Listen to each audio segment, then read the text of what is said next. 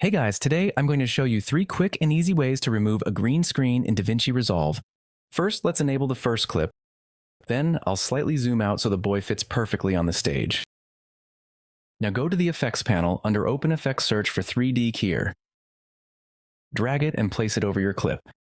Next, go to the Transform icon over here and click on drop-down icon and select Open FX Overlay. Now all you have to do is click on the green screen.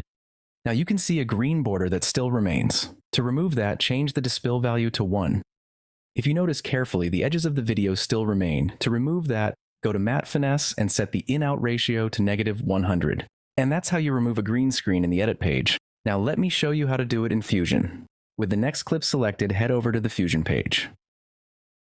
With the media in node selected, hit Ctrl plus spacebar and search for Delta Keyer and click Add.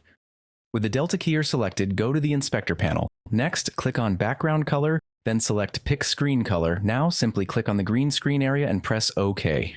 And that's how you can effectively remove a green screen in Fusion. Now let's try removing the green screen using the Color page. With the clip selected, head over to the Color page.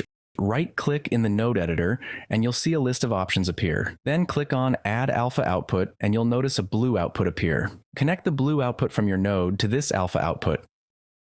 Next, go to the Qualifiers section and ensure the Picker tool is selected. Then click anywhere on the green screen. The results which we see are inverted, so head over here and click on the Invert option. Now that we've removed the green screen, to eliminate the remaining green border, go to the in-out ratio and set the value to -100.